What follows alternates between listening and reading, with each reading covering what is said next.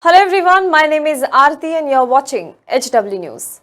The story that we are going to discuss today is one of the most bizarre stories that I have come across in the last couple of days, and yet it is one of the most worrisome stories that I read. In the era of kings and emperors, they had advisors who used to advise the kings how to run their kingdoms. We have read some stories of how some kings had divine power backing them. But if I tell you such story today, you would say it is a mythology or simply it doesn't happen these days. ऐसा आजकल कहाँ होता है? Well, you and me would say this, but former CEO of NSE, National Stock Exchange, Chitra Ramakrishnan did not.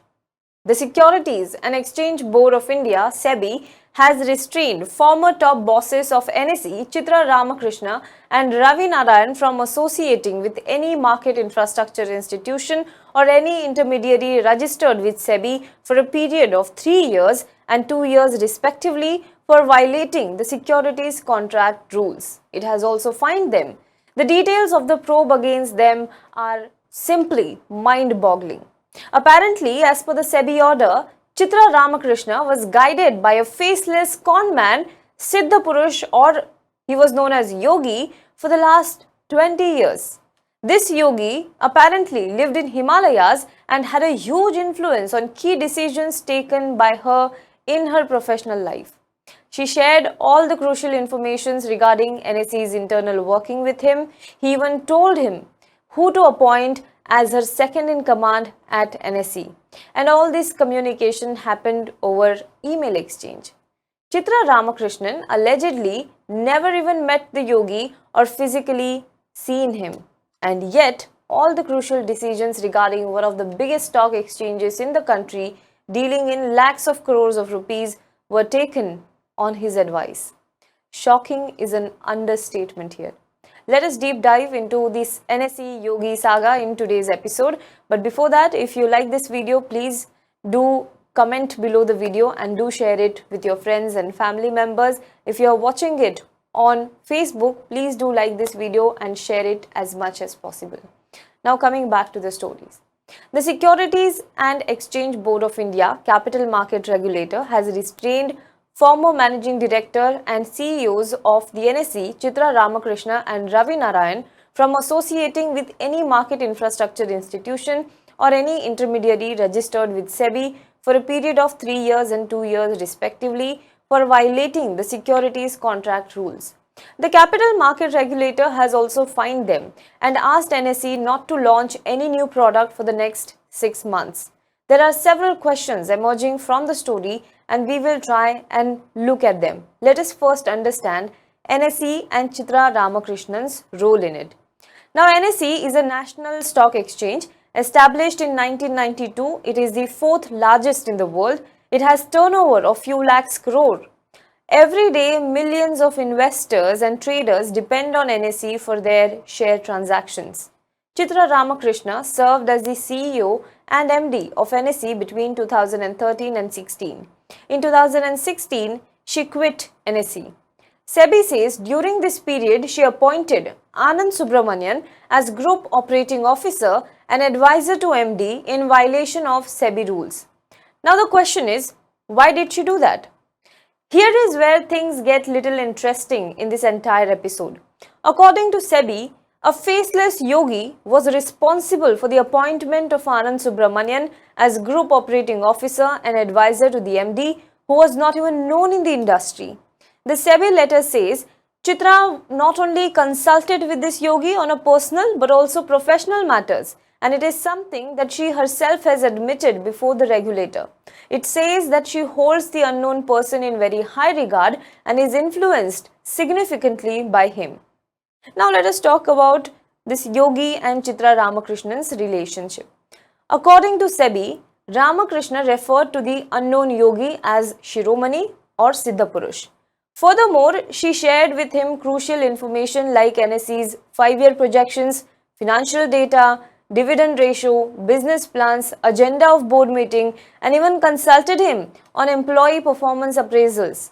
And the funny part is, she never met this yogi in person. In fact, in her reply, she told SEBI this, and I quote, I met him for the first time on the banks of Ganga River nearly 20 years ago directly.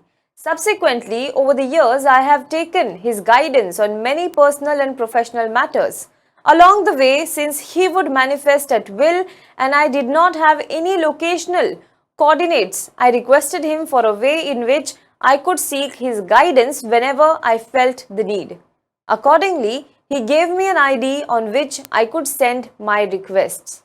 She further said that their spiritual powers, that is the spiritual powers of the yogi, do not require them to have any such physical coordinates and it would manifest at will. Well, this is what ChitraRamakrishna said to SEBI.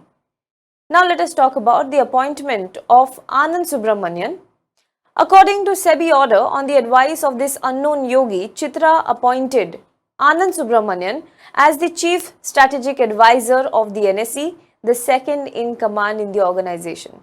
The SEBI order further says this decision was taken despite him lacking experience. Reportedly, he was the only candidate called for the interview to the position of the Chief Strategic Advisor. She did not even seek any pre-employment documents from him and none of these documents were handed over to the HR department for recruitment.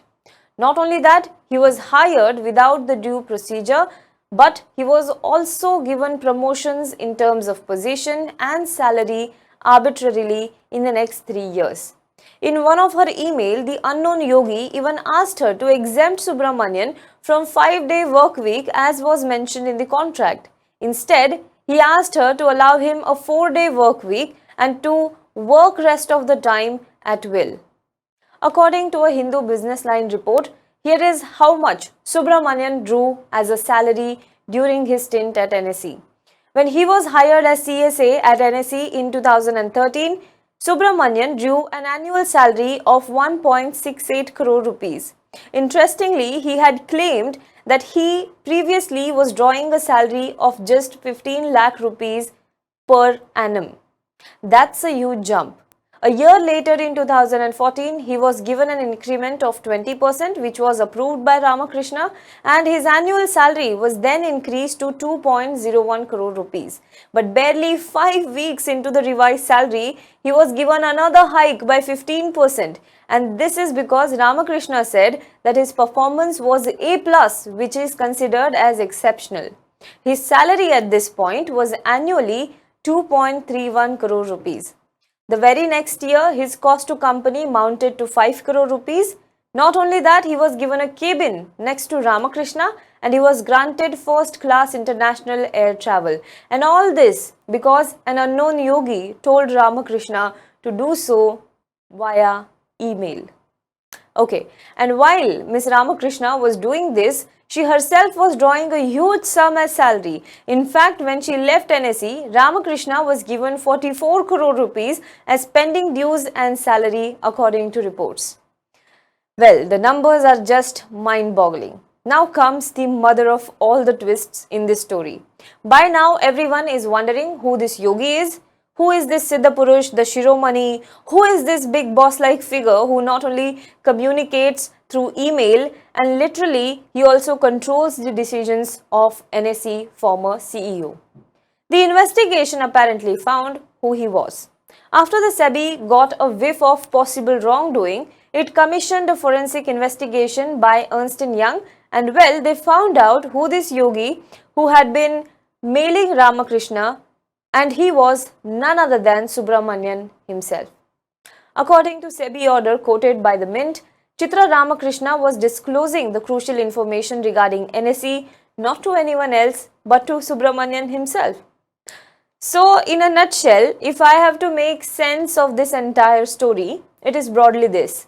A person whose name was nowhere in the industry, he wrote mails to NSE's top boss posing as some kind of a yogi, instructed her to appoint him at NSE, got his salary hiked multifold over the 3 years, literally manipulated her to take decisions as he said, and this went on for a couple of years without anyone even noticing it. Although the SEBI order says that there were no conclusive proof to say that Subramanian was posing as yogi, but it does mention them as accomplice in a money-making scheme. The senior management, board of directors, independent directors were all clueless or never raised any objection on any of this. And after all this came out, they were fined by SEBI for 3 crores and 2 crores, which, considering the amount of money Ramakrishna and Subramanian drew in NSE, seems meager. If indeed it was a money-making scheme, this fine seems like a small investment or cost incurred to reap huge profits. Now imagine you are a salaried person, slogging, working extra hours, trying to save a little money and investing to create a bit of wealth for your sons and daughters, and then you come across a story like this. What would be your response? Do let us know in the comment box below. For more news and updates, you can log on to www.hwnews.in. Also, if you like the news coverage that we do at HW News Network, please consider subscribing to us. You can go to our website www.hwnews.in/subscribe, and you can select the plan that you want to choose that suits you, and you can decide to contribute to us so we can continue doing the stories that we do. Thank you so much.